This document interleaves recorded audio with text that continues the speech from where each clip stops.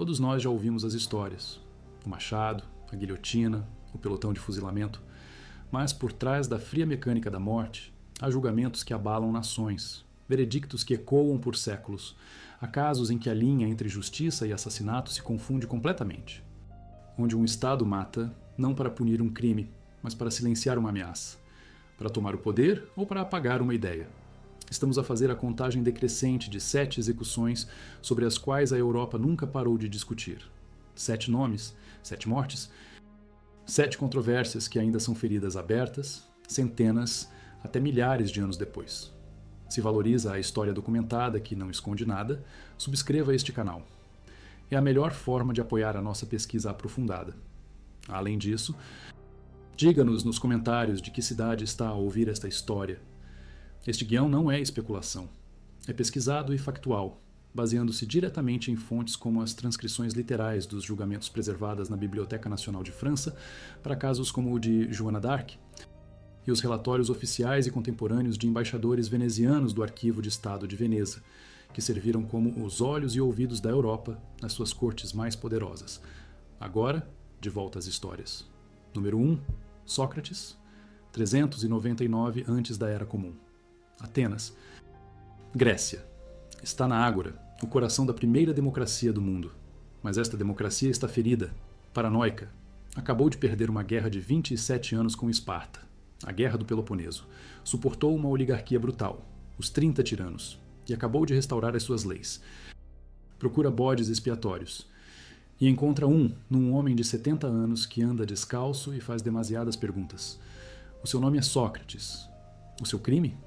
Oficialmente, impiedade e corrupção da juventude. Um político chamado Ânito, um poeta chamado Meleto e um orador chamado Lícon apresentam as acusações. Afirmam que ele é uma influência perigosa, minando os deuses do Estado e os valores atenienses tradicionais. O verdadeiro crime é mais simples. Ele faz os homens poderosos parecerem tolos. Expõe a ignorância deles em público. Por isso, tem de ser silenciado. O julgamento não é realizado numa sala fechada. É perante um júri de 501 dos seus concidadãos atenienses, escolhidos por sorteio. Sócrates não suplica, não se declara. Defende o trabalho da sua vida, como registrado pelo seu aluno Platão na Apologia.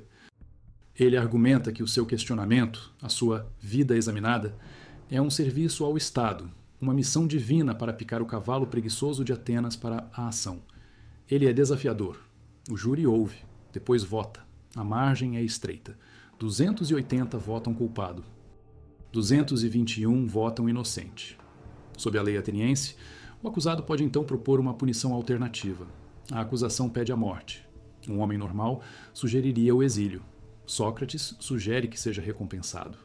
Propõe uma multa de apenas 100 dracmas. Depois os seus amigos ricos, incluindo Platão, convencem-no a elevá-la para 3.000. Mas a sua sugestão inicial, pouco séria, é um insulto ao tribunal. Ele diz-lhes que merece refeições gratuitas para o resto da vida no Pritaneu, uma honra reservada aos campeões olímpicos. O júri fica enfurecido. Na segunda votação, aquela que realmente importa, vida ou morte, a margem alarga-se. 360 votos pela morte, apenas 141 pela vida. O veredito é final, mas ele não morre imediatamente. Um navio sagrado tinha acabado de zarpar para a ilha sagrada de Delos. E durante a sua viagem anual, nenhuma execução é permitida em Atenas. Durante 30 dias, Sócrates é mantido numa prisão estatal. Os seus amigos, como Críton, subornam os guardas. Tem um barco pronto. Suplicam-lhe que escape. Está tudo combinado. Ele recusa. Fugir, argumenta ele. Seria trair as leis da própria cidade que passou a vida a questionar, mas, em última análise, a respeitar. Ele escolhe obedecer. No último dia, os seus amigos reúnem-se. Um oficial do Estado administra o veneno, uma taça de cicuta esmagada. Como Platão descreve no Fédon, Sócrates bebe-o calmamente. Caminha até as suas pernas ficarem pesadas e depois deita-se. Ele sente a dormência espalhar-se dos pés para cima. Frio, madeira, respiração. As suas últimas palavras são para Críton. Devemos um galo a Asclépio. Por favor, não te esqueças de pagar a dívida. Depois, ele parte. A fundação da filosofia ocidental começa com uma execução sancionada pelo Estado do seu pensador mais famoso. Foi ele um mártir da liberdade de expressão ou um irritante social cuja arrogância selou o seu próprio destino? A discussão nunca terminou. Número 2. Ana Bolena, 19 de maio de 1536. Londres, Inglaterra. O poder na Inglaterra, Tudor, não é um jogo, é um cepo de carniceiro. E o rei, Henrique VIII, precisa de um filho. A sua primeira esposa, Catarina de Aragão, não lhe podia dar um. Então ele rompeu com a Igreja Católica, declarou-se chefe da Igreja de Inglaterra e casou-se com Ana Bolena. Ela é inteligente, ambiciosa e está grávida, mas ela dá-lhe uma filha, Isabel. Seguem-se 2 filhos nado-mortos. O olhar do rei começa a desviar-se para a tranquila e gentil Joana Seymour. O poder de Ana, construído inteiramente no desejo do rei e na promessa de um herdeiro masculino, está a desmoronar-se. Em abril de 1536, o primeiro-ministro do rei, Thomas Cromwell, tem as suas ordens. Encontre uma forma de se livrar da rainha. A conspiração é rápida e brutal. A acusação é de alta traição. Os detalhes são chocantes. Adultério com 5 homens, incluindo um músico da corte chamado Mark Smeaton, e incesto com o seu próprio irmão, George Bolena. Smeaton é o elo fraco. É um plebeu levado para a casa de Cromwell em Stepney e provavelmente torturado. Ele confessa. Os outros 4 homens, todos aristocratas, negam as acusações até ao fim, mas a confissão de Smeaton é suficiente. A rainha é presa a 2 de maio e levada para a Torre de Londres, pela mesma porta por onde tinha entrado em triunfo para a sua coroação menos de 3 anos antes. O seu julgamento, e o do seu irmão, ocorre a 15 de maio no Salão do Rei na Torre.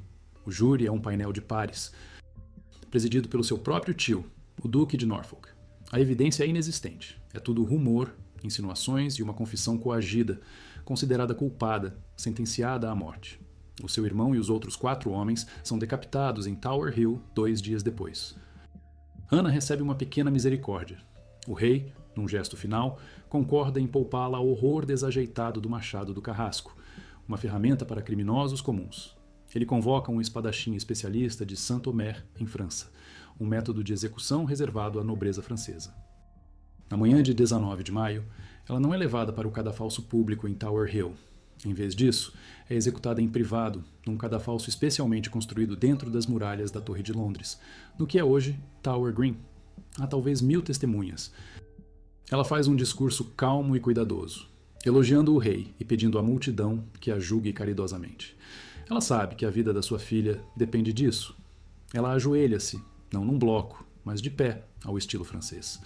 O espadachim, disse, distraiu-a ao chamar pela sua espada. Depois cortou a sua cabeça do corpo com um único golpe silencioso. O seu corpo é colocado num velho baú de flechas e enterrado numa cova sem nome na capela de São Pedro, ad Víncula, dentro da torre. Uma rainha de Inglaterra, descartada como um segredo. Foi ela uma vítima da luxúria de um tirano ou uma jogadora política impiedosa que simplesmente perdeu o jogo? O seu fantasma, dizem, ainda assombra a torre. O seu legado é a filha que deixou para trás, a rainha Isabel I, a maior monarca de Inglaterra. Número 3, Giordano Bruno. 17 de fevereiro de 1600, Roma, Itália. No coração da Contra-Reforma Católica. As ideias podem matar. Giordano Bruno é um homem de ideias perigosas. É um filósofo, um ex-frade dominicano, um poeta e um homem que irritou toda a gente. Ele foi excomungado por católicos em Itália, calvinistas na Suíça e luteranos na Alemanha. A sua personalidade é abrasiva, arrogante e intransigente, mas a sua mente é brilhante. Ele olha para as estrelas e vê não as esferas fixas e cristalinas da doutrina da Igreja, mas algo aterrador e sublime, um universo infinito. Ele escreve sobre incontáveis sóis, incontáveis terras, todas povoadas com a sua própria vida. No seu livro Sobre o Infinito, Universo e Mundos, publicado em 1584, ele argumenta que o nosso mundo é apenas um de muitos, um grão de pó num cosmos sem fim. Isto é mais do que apenas astronomia. É um desafio direto a toda essa estrutura da crença cristã. Se existem outros mundos, existem outros Adões, outros Cristos? A Inquisição Romana não se importa com a sua ciência, importa-se com a sua heresia. Em 1592, ele é atraído de volta à Itália por um nobre veneziano que promete patrocínio e depois denuncia-o à Inquisição. Ele é preso em Veneza por 1 ano. Depois extraditado para Roma em 1593. Nos 7 anos seguintes, ele é mantido nas masmorras do Santo Ofício. Ele é interrogado, julgado e ordenado a retratar as suas crenças heréticas. E a lista é longa. É acusado de negar a divindade de Cristo, a virgindade de Maria, a doutrina da transubstanciação. A sua cosmologia faz parte da acusação, mas são as ofensas teológicas que acarretam a sentença de morte. Ele oferece-se para retratar alguns pontos menores, mas na sua filosofia central, recusa-se a ceder. Em janeiro de 1600, ele é declarado um herege impenitente e obstinado. O Papa Clemente VIII ratifica o veredicto. A 17 de fevereiro, ele é levado para o Campo de Fiori, ou Campo das Flores, um mercado público no centro de Roma.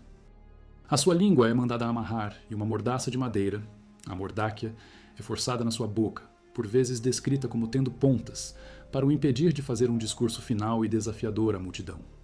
Ele é despojado, amarrado a uma estaca e queimado vivo. As cinzas do seu corpo são lançadas no rio Tibre. Nada deve restar, mas uma ideia, uma vez expressa, não pode ser desfeita. Durante séculos, a Igreja tentou apagar a sua memória, mas no século XIX, com a Itália recém-unificada, ele renasceu como um herói. Em 1889, uma estátua foi erguida no mesmo local onde foi queimado, um monumento ao livre pensamento, desafiadoramente virado para o Vaticano. O debate ainda ferve. Foi ele um mártir da ciência, morto pela sua visão do cosmos? Ou foi uma vítima das suas próprias heresias teológicas, uma casualidade das guerras religiosas cuja ciência foi meramente incidental à sua execução?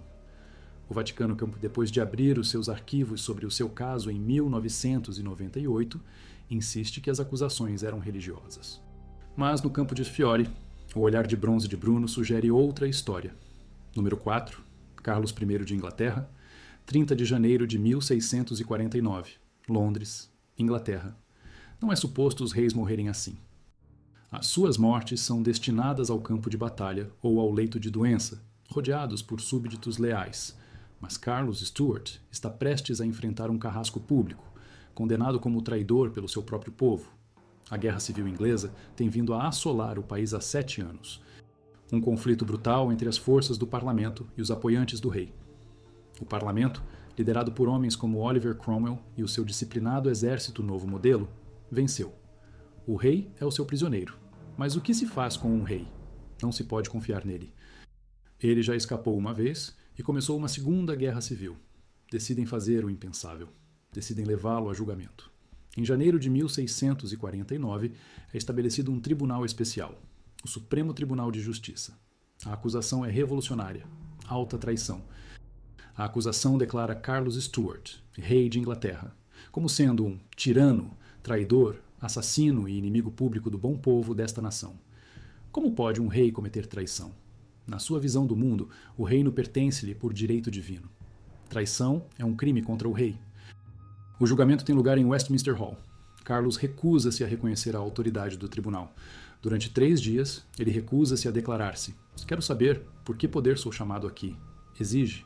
Ele vê o tribunal como uma ficção ilegal, criada pela força militar. O tribunal vê a sua recusa como uma confissão de culpa. O veredicto é uma conclusão óbvia. 59 dos juízes assinam a ordem de execução, um documento que se tornaria um dos mais significativos na história inglesa. A execução é marcada para 30 de janeiro. A manhã está terrivelmente fria. O rei pede uma segunda camisa, uma grossa. Ele diz ao seu acompanhante: "A estação está tão rigorosa que provavelmente me fará tremer, o que alguns observadores podem imaginar que provém do medo. Não quero tal imputação. Ele quer morrer com dignidade." Um cadafalso é construído do lado de fora da Banqueting House em Whitehall, um edifício cheio de grandes pinturas que celebram o poder divino da sua própria dinastia. Ele caminha para a plataforma. A multidão é enorme, mas mantida afastada pelos soldados. Ele faz um breve discurso, mas a maioria não consegue ouvi-lo. Ele coloca a cabeça no bloco baixo. O carrasco está mascarado. Um único golpe limpo do machado separa a sua cabeça do corpo. Uma testemunha ocular relata que um gemido audível subiu da multidão reunida, um som de choque e horror. A Inglaterra era agora uma república, uma Commonwealth. A execução de Carlos I quebrou a aura sagrada da monarquia para sempre. Foi o nascimento necessário e brutal da democracia moderna e do governo parlamentar. ou um ato ilegal de regicídio que mergulhou a nação numa década de ditadura militar. A questão assombrou a Inglaterra através da Restauração e da Revolução Gloriosa, e os seus ecos ainda definem a relação britânica com a sua coroa. Número 5. Luís XVI de França. 21 de janeiro de 1793. Paris, França. A Revolução Francesa nasceu da fome e das ideias. Em 1792, ela tinha devorado os seus próprios criadores e estava a virar-se contra o homem que simbolizava o velho mundo, o rei. Luís XVI, outrora o monarca absoluto de França, era agora cidadão Luís Capeto, um prisioneiro da Revolução que ele não conseguira controlar. A sua tentativa de fugir do país com a sua família, em 1791, a fuga para Varennes, tinha sido um desastre. Isso expôs-no como um inimigo da Nova França. Quando foram descobertas cartas no Palácio das Tulherias que provavam a sua correspondência secreta com potências estrangeiras, instando-as a invadir e esmagar a Revolução, o seu destino foi selado. O seu julgamento começou em dezembro de 1792 perante a Convenção Nacional, o próprio governo revolucionário a atuar como juiz e júri. Ele foi acusado de 33 crimes, uma longa lista de traições que equivaliam a alta traição contra o povo francês. Louis Saunders, comparecendo em pessoa, defendeu-se calmamente, mas de forma pouco convincente. O verdadeiro debate não era sobre a sua culpa. A maioria concordava que ele era culpado, mas sobre a sua punição. Os jacobinos radicais, liderados por homens como Robespierre e Saint-Just, exigiram a morte. Luís deve morrer para que a nação possa viver, declarou Robespierre. Os girondinos mais moderados temiam que a execução do rei mergulhasse a França em guerra e caos sem fim. A votação foi uma maratona, durando mais de 24 horas. Cada um dos 749 deputados teve de se levantar e declarar o seu voto publicamente. A contagem final foi assustadoramente apertada. Pela pena de morte sem condições, 361 votos. Contra, 360. Alguns historiadores argumentam que a margem para uma sentença de morte imediata e incondicional foi tão estreita quanto um único voto. A execução foi agendada para 4 dias depois. Na manhã de 21 de janeiro de 1793, Luís foi levado numa carruagem pelas ruas de Paris para o que era então chamado de Praça da Revolução. Hoje é a Praça da Concórdia. Uma enorme multidão tinha se reunido em torno do novo instrumento de justiça revolucionária, a guilhotina. Ele subiu ao cadafalso. Tentou fazer um discurso à multidão, começando: "Morro inocente de todos os crimes de que sou acusado." Mas o comandante da Guarda Nacional, Antoine Joseph Santerre, ordenou um rufar de tambores. O barulho abafou as últimas palavras do rei. Ele foi amarrado à prancha. A luneta, o suporte de madeira curvo, foi trancada à volta do seu pescoço. A lâmina caiu. O carrasco, Charles-Henri Sanson, ergueu a cabeça decepada para a multidão que aplaudia. 9 meses depois, a sua esposa, Maria Antonieta, seguiria o mesmo destino no mesmo cadafalso. Foi este o ato derradeiro de justiça popular, a execução necessária de um traidor para garantir o nascimento de uma república? Ou foi o momento em que a Revolução abandonou os seus ideais de liberdade e desceu ao banhado em sangue reinado do terror?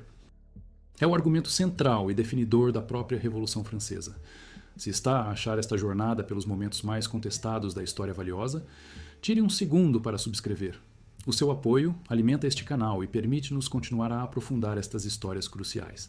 E, por favor, deixe um comentário abaixo dizendo-nos de que parte do mundo está a assistir. Agora, vamos avançar para o século XX, onde a tecnologia muda, mas os motivos permanecem os mesmos. Número 6, Nicolae e Helena Ceausescu. 25 de dezembro de 1989. Târgoviște, Romênia. Esta execução não foi realizada em segredo. Foi filmada. Foi transmitida. Foi o fim brutal e televisionado de uma das ditaduras mais bizarras e repressivas da Europa. Durante 24 anos, Nicolae Ceausescu governou a Romênia com mão de ferro, criando um culto de personalidade grotesco em torno de si mesmo, o gênio dos Cárpatos, e da sua esposa, Helena, a mãe da nação. Ele demoliu partes históricas de Bucareste para construir monumentos massivos a si mesmo, enquanto o seu povo passava fome. Congelava e vivia no terror da sua polícia secreta, a Securitate. Mas no inverno de 1989, os ventos de mudança que tinham varrido o Bloco de Leste finalmente chegaram à Romênia. Começou em meados de dezembro com protestos na cidade de Timișoara. A Securitate abriu fogo, matando dezenas. Mas desta vez, o povo não recuou. A revolução espalhou-se. A 21 de dezembro, Ceausescu cometeu o seu erro fatal. Ele organizou um comício de massa em Bucareste para denunciar os manifestantes de Timișoara, transmitido ao vivo para a nação. Pela primeira vez, os cânticos coreografados de louvor transformaram-se em vaias e assobios. O choque no seu rosto era visível. A transmissão foi cortada. A revolução tinha chegado à capital. No dia seguinte, ele e Helena fugiram de helicóptero do telhado do edifício do Comitê Central, enquanto multidões o invadiam por baixo. A sua fuga durou pouco. Foram capturados perto da cidade de Târgoviște e detidos num quartel do exército local, enquanto o país descia para combates de rua caóticos entre o exército, que tinha desertado para a revolução, e unidades leais da Securitate, a recém-formada Frente de Salvação Nacional, composta por ex-funcionários comunistas, sabia que tinha de agir rápido. Eles temiam que os Ceausescus pudessem ser resgatados ou se tornassem um ponto de reunião para os lealistas. A solução foi um julgamento, rápido. No dia de Natal, um tribunal militar foi apressadamente reunido numa pequena sala no quartel de Târgoviște. O julgamento foi uma farsa, durando menos de 1 hora. As acusações eram vagas e absurdamente exageradas, incluindo genocídio, com uma alegação de mais de 60 mil mortes. O número real de mortos na Revolução estava mais perto de 1.100. O casal estava desafiador, recusando-se a reconhecer o tribunal. O veredito estava predeterminado. Morte. A sentença seria executada imediatamente. Foram levados para um pátio e empurrados contra uma parede. Nicolai começou a cantar a Internacional. Helena gritou com os soldados. Antes que a equipa de filmagem pudesse se posicionar, um capitão chamado Ionel Boeru e outros 2 soldados abriram fogo com os seus rifles Kalashnikov, disparando mais de 100 cartuchos. As imagens dos seus corpos, caídos na base da parede, foram mostradas na televisão romena naquela noite, e depois para o mundo. Foi um ato necessário de justiça revolucionária para acabar com uma tirania sangrenta. Ou foi uma execução sumária, um assassinato político levado a cabo pelos seus antigos colegas para garantir que os Ceausescus nunca pudessem revelar os segredos do novo regime. Até hoje, a Romênia ainda discute sobre aquele dia de Natal em Târgoviște. Número 7. Os Romanovs. 17 de julho de 1918. Ekaterimburgo, Rússia. Não houve julgamento, nem júri, nem veredicto. Houve apenas uma cave úmida, um pelotão de executores e um segredo que o Estado soviético manteria enterrado por mais de 70 anos. Em 1917, a Revolução Bolchevique tinha varrido o czar Nicolau II do poder. Ele, a sua esposa de origem alemã, Alexandra, as suas 4 filhas, Olga, Tatiana, Maria e Anastácia, e o seu filho cronicamente doente, o herdeiro Alexei, eram agora prisioneiros. Ao lado deles estavam o seu leal médico de família, um valete, uma criada e um cozinheiro. No verão de 1918, a Guerra Civil Russa estava a assolar o país. A família foi mantida sob guarda numa casa de um comerciante, requisitada pelos bolcheviques e renomeada Casa de Propósito Especial, na cidade de Ekaterimburgo, nos Montes Urais. O exército branco antibolchevique estava a aproximar-se. O soviete local dos Urais, com a aprovação direta de Lenin e do seu governo em Moscovo, tomou uma decisão. Não podia haver resgate. Não podia haver um símbolo vivo para a causa monárquica. Toda a família tinha de ser liquidada. Pouco depois da meia-noite da noite de 16 de julho, a família e os seus criados foram acordados. Disseram-lhes que havia agitação na cidade e que precisavam de se mudar para um local mais seguro na casa para sua própria proteção. Foram levados para uma pequena sala semi-subterrânea. Cadeiras foram trazidas para Czarina e Alexei. Esperaram por vários minutos. Depois, uma dúzia de homens armados entrou na sala, liderados pelo comandante, Yakov Yurovsky. Ele leu rapidamente uma declaração. O soviete dos Urais tinha os condenado à morte. O czar, atordoado, virou-se para a sua família e conseguiu dizer o quê? Antes que Yurovsky e os seus homens abrissem fogo com uma saraivada de pistolas. A sala encheu-se de fumo e gritos. Não foi uma execução limpa. As balas ricochetearam nas joias, diamantes e pérolas, que as filhas tinham costurado nos seus espartilhos para segurança, transformando as suas roupas íntimas em armaduras improvisadas. Os assassinos tiveram de terminar o trabalho com baionetas e tiros a queima-roupa na cabeça. Demorou 20 minutos. Os 11 corpos foram carregados num caminhão e levados para uma mina desativada na floresta de Koptiak. Lá, os assassinos tentaram destruí-los com ácido e fogo antes de os despejar na cova. O governo soviético anunciou publicamente a execução de Nicolau II, mas, durante 8 anos, afirmou que a sua esposa e filhos estavam seguros num local seguro. Foi uma mentira concebida para confundir e desmoralizar os seus oponentes. A própria casa de propósito especial foi demolida em 1977 por Boris Yeltsin. Então, um chefe de partido local, por ordens do Politburo, para evitar que se tornasse um local de peregrinação para monarquistas. O segredo foi enterrado sob betão, mas não foi enterrado suficientemente fundo. Em 1979, um geólogo local e um historiador amador localizaram a vala comum, mas mantiveram a sua descoberta em segredo até o colapso da União Soviética. Em 1991, a vala foi oficialmente exumada. Continha os restos mortais de 9 pessoas: o czar, a czarina, 3 das suas filhas e os 4 criados.